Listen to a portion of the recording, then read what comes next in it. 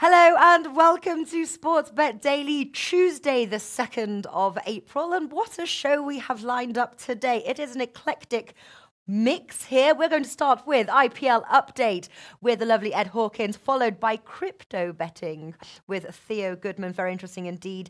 Game of Thrones season 8. I am very excited. And then some Premier League week 10 darts thrown in, a video from Russ. He's over at a stadium. But first of all, let me introduce Ed Hawkins. How are you doing? IPL still as crazy as it was when we last spoke.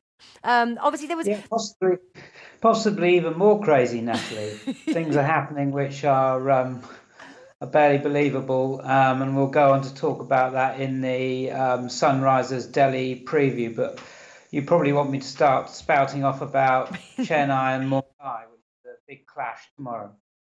Oh, I don't know actually where I want you to start spouting off. The first thing, obviously, there has been obviously the take about the mancading. What is your? It's kind of like the news. Is that what you were what you were sort of going to say? I don't know. We've got Martin Green. He's sort of our news correspondent, and he's been doing sort of news pieces. Ed Hawkins over at Odds Market covers all the daily matches and gives us tips. And what is going on with that? Can you bring us up to speed? Mancading is basically cheating, I think. Anyway, it's against the spirit of the game. It's essentially running somebody out with running out the batsman when they're not really trying to score or steal a run. It happened in the Kings 11 Rajasthan game, and it actually swung the game Kings 11's way because they got out Jos Buttler, and Jos Buttler was about to win Rajasthan the game.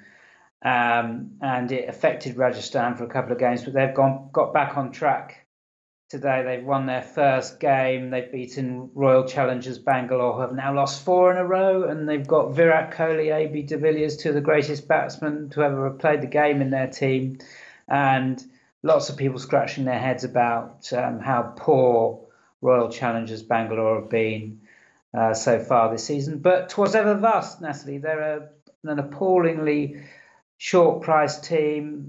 They've always been poorly priced. And if you'd been laying them down the years, as I think I said in the preview the other day, you'd probably have a yacht on the Med by now. They're one of the greatest punting strategies of all time, laying RCB. Yeah. Have you been doing that, Ed? Are you getting close to your yacht? Nowhere near, Natalie. I've got 2 children and a wife who has an Amazon Prime habit. Oh well, at least it's keeping that funded. So what are you looking at? Obviously, one thing that you mentioned obviously was the coin toss, and in your articles, a lot is sort of leaning towards a top batsman, top bowler. Is that the case? So which one do we want to start with? I'm guessing tomorrow's match there, which is Mumbai versus Chennai. It's a big game because these are the 2 big hitters in IPL history. I know it's a short history, but these are the 2 big franchises, and they're the most successful franchises. And they've produced some really close games down the years and some really memorable games.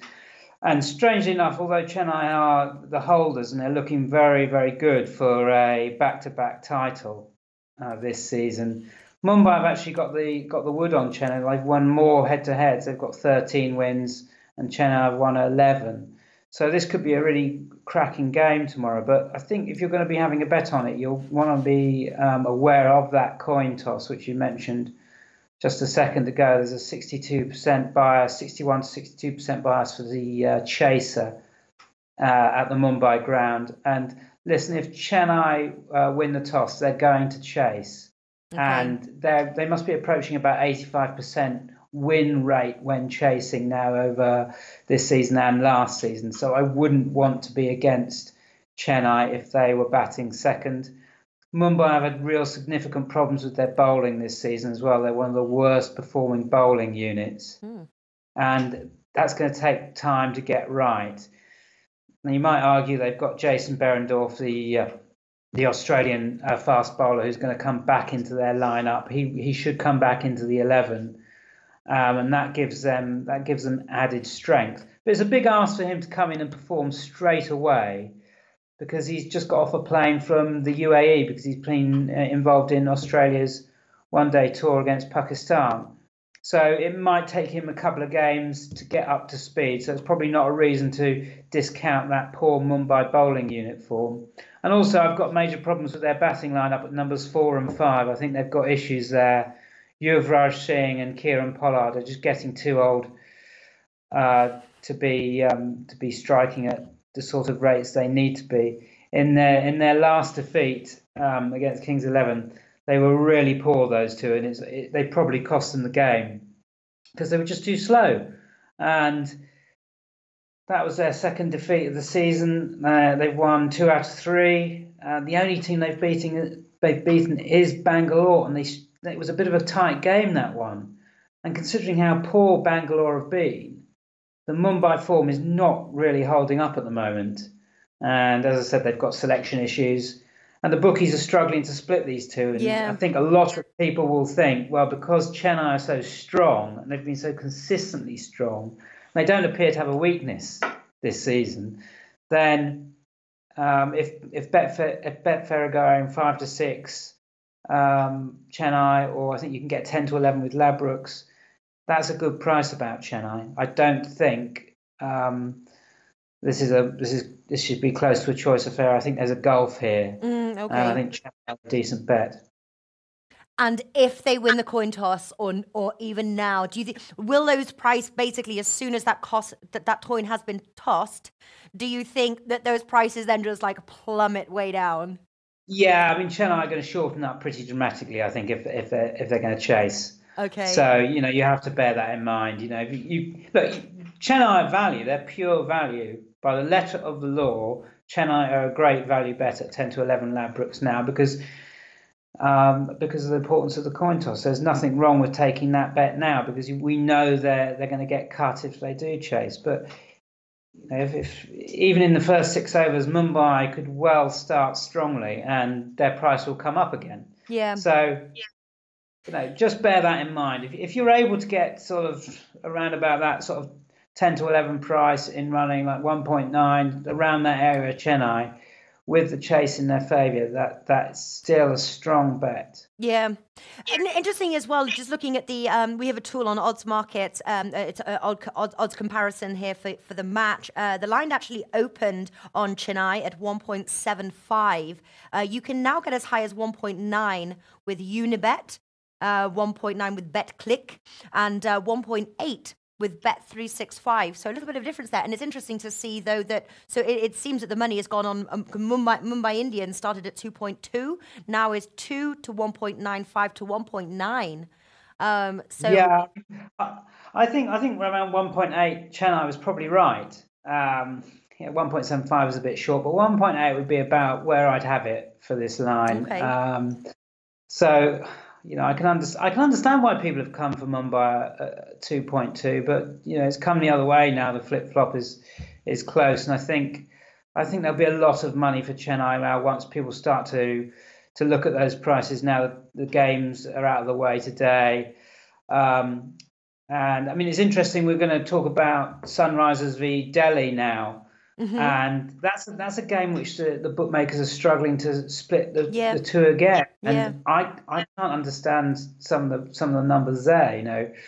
I think it's 5 to 6 even money, Sunrisers Delhi. Yeah, and again, I would have Sunrisers as clear favourites for this game because Delhi, the confidence in Delhi in the market now should be at an all-time low after their awful performance last time out when they lost 7 wickets for 8 runs. They were absolutely home and hosed against Kings 11 Punjab. The game was over.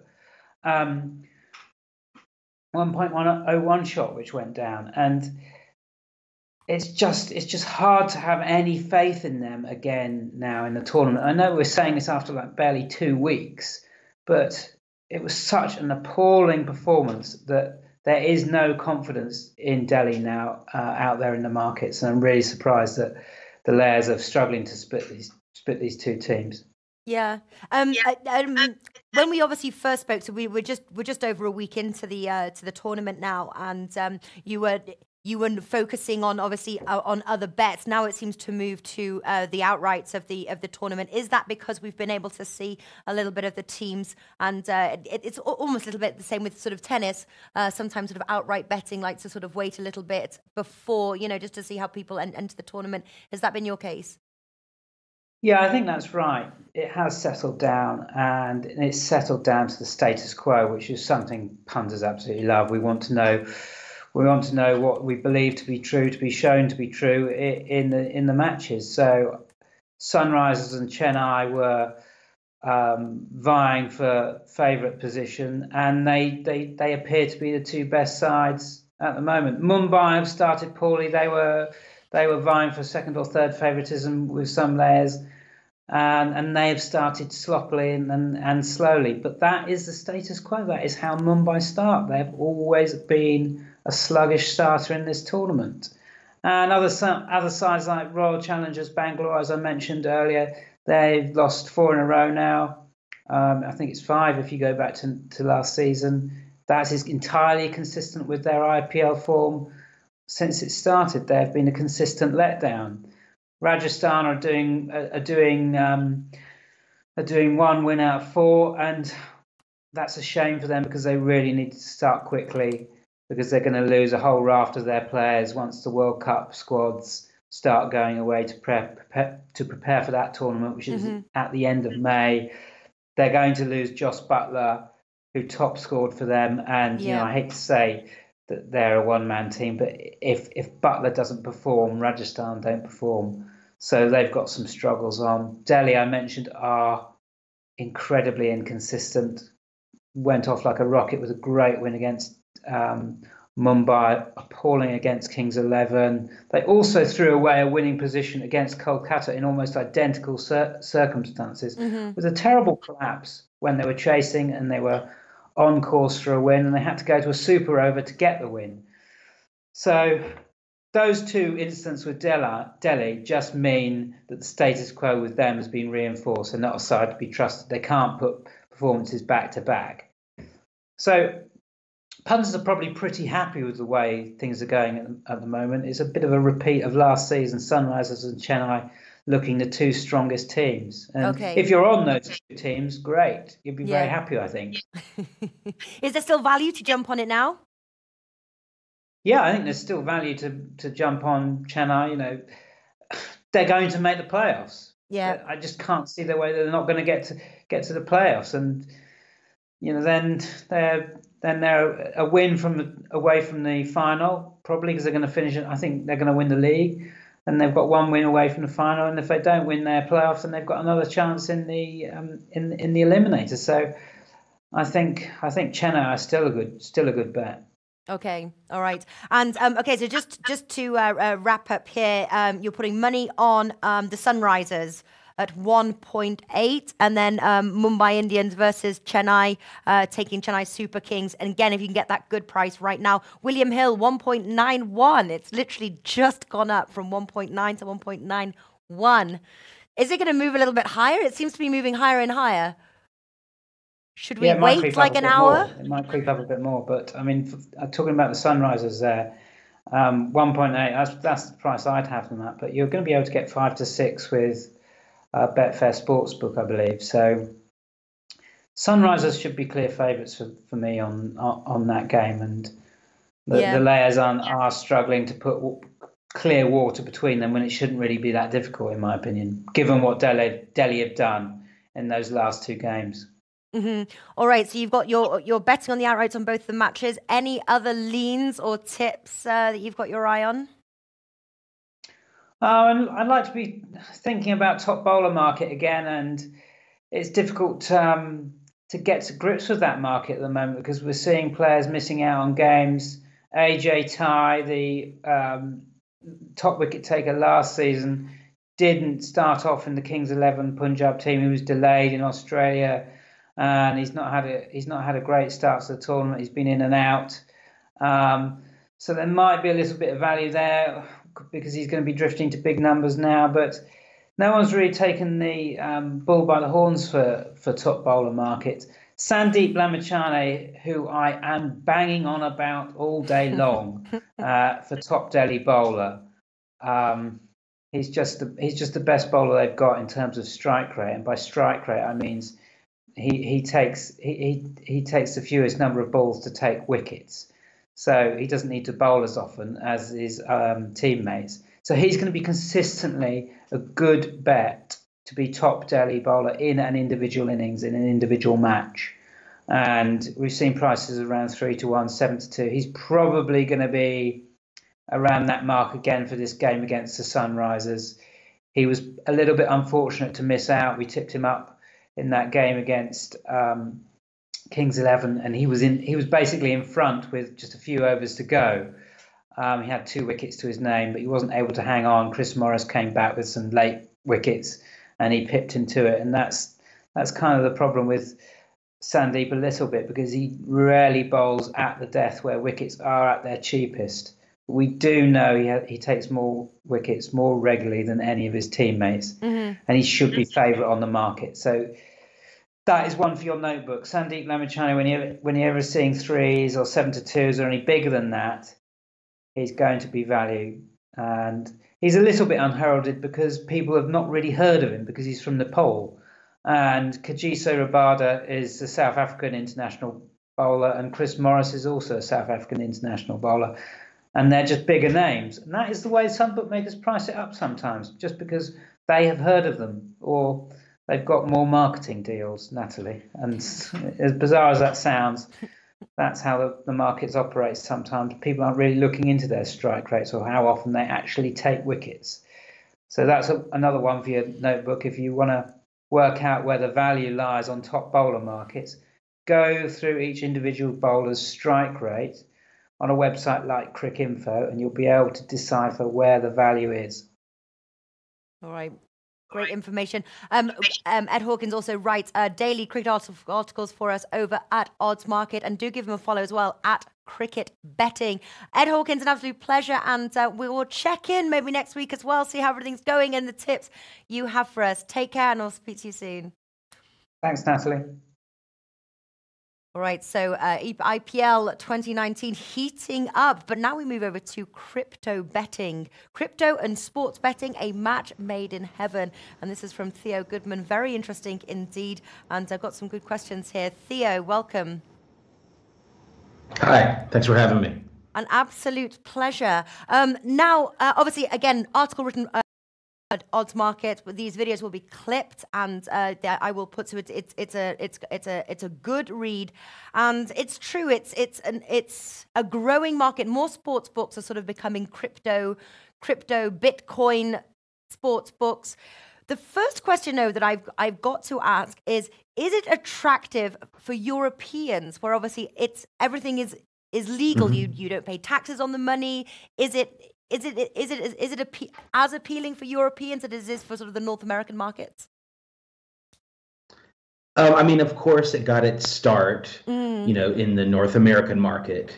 But I would say it's definitely attractive for Europeans as well. There's different aspects to think about.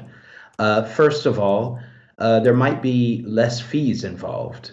For example, maybe Skrill or some other payment processors. There might be different fees involved, and a lot of there also are plenty of European sports books that are also starting to take Bitcoin and other crypto as payment, so for the player's point of view, yeah, there might be less fees involved. Maybe they're interested in having some cryptocurrency anyway, and it can be a separate wallet that's segregated from your bank account. So it could be just that you want it separate. It could be maybe you don't want your wife to see it. It could be anything like that. So that could be a totally different pile of money that's totally separate. And as far as taxes and all that, all of it can be done, totally legally, legit, pay taxes on capital gains or whatever you need to be pay taxes on, depending on your jurisdiction. So just because it's Bitcoin doesn't mean that it's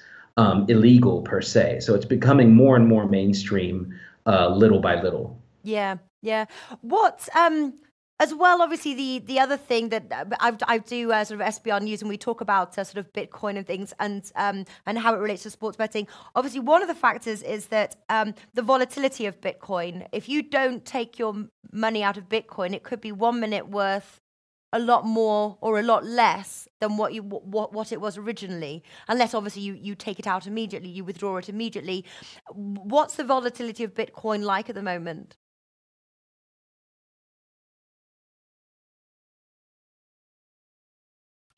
We have frozen, and I've been told to keep going, but I need Theo here to ask questions too. But yeah, interesting stuff. If you do look over at his article, that's obviously one of the questions that I will be asking. Of 1 minute Bitcoin, I think, can be worth $100, and you know, if you and the next minute it could be half that, and you know that obviously goes into your paying. So it'll be interesting to see what he goes. I'm just reading his article here. Going to get credit deposit withdrawals can take longer. Some sports. So he's saying here as well, withdrawal speed can be quicker as well. No. All right, we appear to have lost him. The other thing, Rafa, is we want to see if Adam Booth is online. We will speak with Adam Booth. The other as well is we're going to bring in Russ Yerson, who does our darts. He's actually been away. He's watching in about an hour. It's about an hour. He's watching Wolves versus Manchester United. He is going for Manchester United and both teams to score. I am on both teams to score.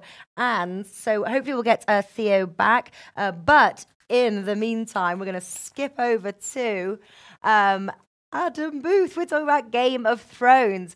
And do you know what? Adam, is he there? Yeah. Adam is there. I think you'll be on screen in a second. Interesting enough, Adam, my video team has hardly I think there's one person that's actually up to date. I can't even believe this. Rafa here. Rafa's not even watched anything. So Rafa is going to sit here. I said, Rafa, you've got to close your eyes. They were having debates on who is actually going to edit this video because no one wants to be put into the spoiler, because that's how I was like, oh my goodness. And yes, all right. So, and I suppose actually for those who have not watched it, turn off now, because we might be getting into a spoiler. So I had to go through that myself. Because I don't have an HBO thing, so I sort of had to wait till we could buy the boxed discs, and staying away from Twitter, group chats, all that things until after the seasons were completed for both seasons 6 and 7 was very difficult. But I finally made it. So if you have waited this long to sort of catch up on season 7, season 6, or the whole series, you still got a couple weeks left, but definitely turn off the show. As sad as that makes me to say it, turn off the show. Don't ruin it for yourself. Yeah. Well, all right. So Arya was saying that if you haven't, or even if you have caught up, but you know maybe it's been a while. If you wanted to watch, that you must watch season 1. Apparently, season 1 is going to have a lot of relation to this season, and so if you're going to watch any sort of catch up or sort of like refresh your mind, is to watch season 1. Not sure if you heard that. Yeah, I think that's true. I mean, before writing the article, I rewatched all of them again, and I can honestly say there's so much that goes on throughout the entire series that has ties. But if you have already watched it, there's a lot of, I guess, early storyline points regarding Bran and the Lannisters, and Jon, of course, Daenerys, like all the main characters, they all have key foundations in the opening season that should be tying up finally here. So it's not a bad idea to brush up on it, of course. And if you're trying to handicap the markets, the prop markets, then I definitely recommend it. Yes. Well, luckily we have you here for that. So just in case, I did ask.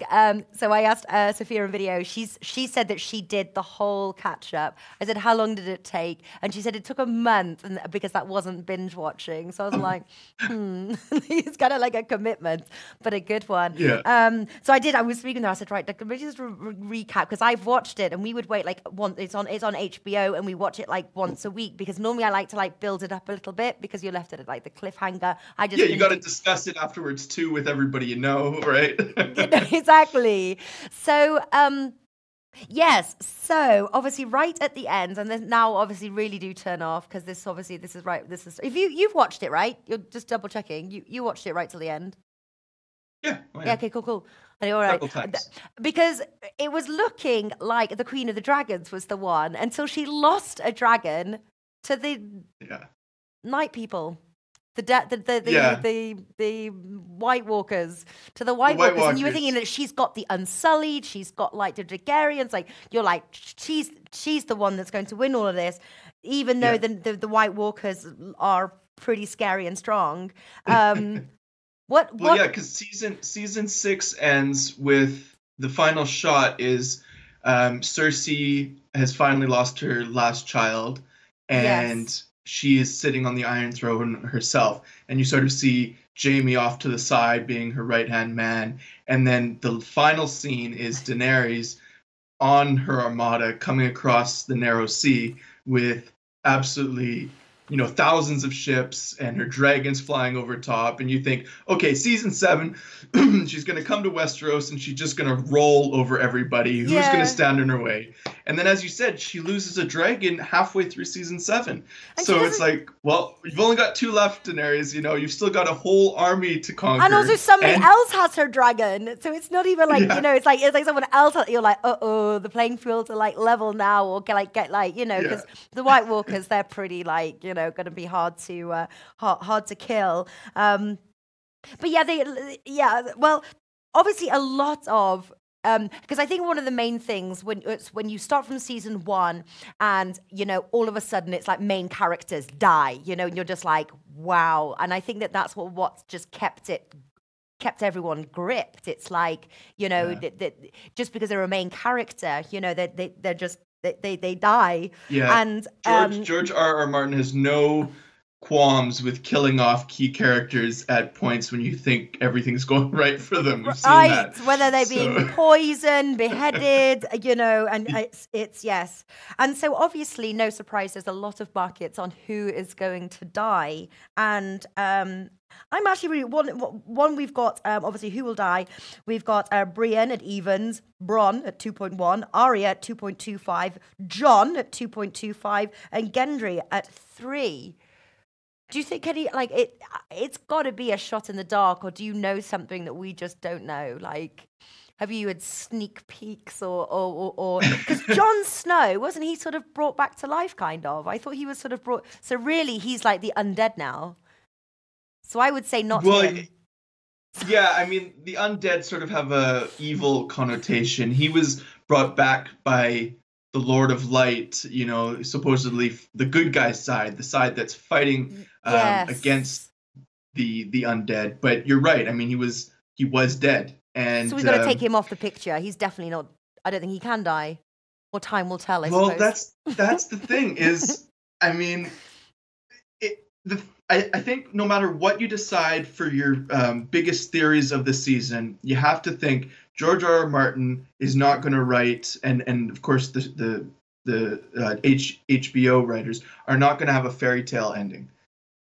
You're not going to have the rest of the remaining Starks and Daenerys and Tyrion and Bronn and Jaime and all the characters you've once maybe didn't like and have come to love, all happily ever after in King's Landing. It's just not going to happen. So whatever path your, I guess, theory and bets go down, just have to remember that key people will die. Now, I mean, I even threw in for the bonus props Hot Pie, which is a pretty irrelevant character. I don't know if you remember him. He was he met Arya in season 1 in King's Landing, and they went up the King's Road They were going to go to the Wall together, and Hot Pie ends up getting a job as a baker at an inn.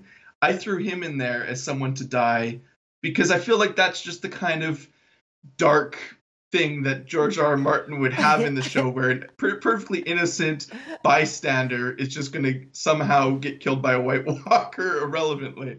So I think there is going to be more good characters dying than surviving, though. So, and because nobody wants to see that happen, the odds are actually kind of favorable to go that way. So whether it's Jon or Arya or Brienne, as I've put, I think a few of them are gonna die. And my girlfriend read over my article afterwards, and she's like, "How can you say that? No, like I don't even want to think about it, So you gotta." Who would you, if you, how would you play the to die market? Like, are you hedging? Are you gonna put a bit of money on a few of them because you think one might come through? I suppose really, which family do we think is sitting on the throne at the end of the season? I'm going to say the Queen of Dragons. I'm saying she will still, even minus one dragon. Who do you say that's sitting on the throne? Well, in the article, I went kind of off, I guess, every plane. I had been deep into the conspiracy theories of Reddit and YouTube, and there was a video that went up and a 5-page essay on Reddit that proposed that Peter Baelish, Littlefinger, is still alive. Now, I'm not confident in it, and since posting this article, several friends of mine have actually got into some rather heated debates with me about it. But I put him at 19-1 to sit the Iron Throne. Now, I would say it's probably not going to happen. My biggest inkling is that the Iron Throne and all of King's Landing is sort of going to be leveled in some great war by either the dragons or the Night King or something. But I think it's going to be some outsider. I don't think we're going to see Daenerys or Jon, because I don't think, even though Daenerys wants to, I think it's too picture perfect of an ending. And yeah, do you think we'll be left with one of those? Like, don't do that. Like, to have like Peter Baelish, like I don't know. And I think, and then the current one's Cersei, and to have them on, it would just be like, oh, because they're there at the moment, so that wouldn't be kind of cool either. Then it's like the White Walkers. That would just be weird, because basically it just means like the whole of it would be like tons of hell. So that would just be like a weird. The Night King, in my opinion. Yeah, everyone would just be like death people, White Walking death people. So that's not cool either. It's got to be the Queen of the Dragons. It's not going to be. Or Jon Snow. I think it will be. Or Jon Snow and the Queen of the Mother of the Dragons. The two of them will unite, and they will sit. Live happily ever after, right? Yes. And this is. I think the other thing to keep in mind is who really wants to sit on the Iron Throne, and I don't think people like Baelish or Tyrion, I think they're more politician types, right? They're not generals, they're not warriors.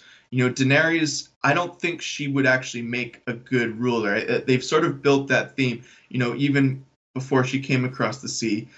There was lots of, revolts, and there's still wars going on. And in the books, actually, after she leaves, there's still uprisings happening over there. So even though she thought she was doing the right thing, freeing the slaves, it's not working out that she's making good political decisions. So I have gone with a couple weird choices with Tyrion and Littlefinger sitting on the Iron Throne. But my biggest belief is that there is not going to be an Iron Throne. I think it will be destroyed. That's my honest. You think are there any, because I suppose, as far as say this is like fun betting, do you think betting on Game of Thrones is there some good money to be made on this one, or is it all just like, let's just have a bit of fun, throw in a few quid, and as we're watching it's like, yes, he's like, I don't know, like I suppose it's just all fun and kind of falls into that sort of no, absolutely. I said in the article, this the script is already known. There's already been rumors that it was leaked and someone was going to try to upload. I think we talked about this last week, and it was going to sort of ruin it for everybody. I think at the end of the day, this is strictly just a recreational. I put 100 quid down over 15 different bets, so but over 15 bets, so it's very small sizing, 5, 10, 15 pounds, just keeping it recreational because it's purely shots in the dark, and it's a 6 episode season. It's not going to close all the ties that it opened like the books will. So I really just believe have some fun with it, take some long shot odds, and see if you can pay for beers to go watch it at the pub with friends or something like that. Like don't get too carried away with thinking that you can get insider information and increase your bankroll. That's not what we're doing here. Well, listen, we'll run through. So I'm just on some odds here. Game of Thrones, who will rule Westeros? So Bran Stark at 2.25, Sansa Stark at 6. Then it goes Jon Snow 6.5, and Peter Baelish at 9. So you're what? You're going for the long odds of Peter Baelish. Well, yeah, Peter Baelish at I think it was Unibet, was it? Yeah, I got him at no Betway. Sorry, I got him at 19. I wonder whether something's been leaked here, because Cersei Lannister to die now is 1.02. Someone knows something. Yeah. She's not expected to live. Another fun market you might want to look at is who is going to kill Cersei Lannister. And there was a prophecy, I think it was the prophecy, that she would die to her younger brother. Now, both of her brothers are younger than her. Jaime is her twin, slightly younger, and obviously Tyrion. Now, there's also theories that Tyrion is maybe a Targaryen. Like, there's theories about absolutely anything, really. But so I would say Jaime to kill Cersei is not a bad bet, considering how season 7 ended. I'll just refresh your memory. Jaime told Cersei that he was going to go help the Northmen fight the White Walkers, and Cersei looked like she was going to order the Mountain to strike him down right then. So I don't know who's going to kill Cersei. I think there's a good chance it's Jaime, but given how many people want to kill her, I think it might be worth a long shot. Arya has Cersei on her list. Oh yeah, and she's going through that list. Remember? Yeah. So that's a good market though. And I was actually looking today. Betway has a build your own bet thing, and there was some crazy ones here. Cersei Lannister to get turned into a White Walker at 6.0. The Hound and the Mountain both to get eaten by dragons at 34.0. These are just. Would I bet those ones in particular? No, but it's just it's about having some fun with the show that you love, and it's the final season, so I don't bet these types of things often, I've never bet TV show markets. So first time for I'm in the dark everything. too. I can't believe it's only six episodes though. That seems a bit. But short 2 hours sucks, each. Doesn't it? We've waited because I think the last time the Game of Thrones was on was I was pregnant, which was like 2 years ago. So that was like a long. I remember being pregnant, thinking, "Oh, this is nice." I timed this one well. I got Game of Thrones, could sit, put my feet up. I was like, "Nice." Yeah, maybe you need to have another go on mat leave again, Nat, for this final season. But I was going to say the 6 episodes are 2 hours each, so you're watching 6 movies essentially over that time. Wow. So it is still 12 hours. Okay, cool. Phew. I thought they were shortchanging us. All right. Okay. Awesome stuff. I could say this is so much fun, but I could say about talking about this forever. But I've got Theo on the line, and who says, maybe he's not going to make it. Is Theo there? Have we got Theo? No. All right. We do not have Theo. But if you do want to, it's a shame we've missed him there. Maybe next time. But we give him. You can go check out his article. I will post it. But we're going to say goodbye, Adam. I think we're checking in on Friday to talk esports betting and more. So been an absolute pleasure. Take care, and I'll see you soon. Yeah. Nice chatting with you, Nat. See ya. All right, so it's a definite no for Theo, Rafa. No, Theo. No, Theo. All right, I am posting his link. There we go. So before we leave, Russ Yerson has got, he's over, he's watching the match at the moment, and he's got some Premier League darts week 10 picks for you. So we'll finish on that, and we will be back same time tomorrow. We're going to discuss lower leagues and also Grand National picks as well. So yeah, if you want to play Russ's video.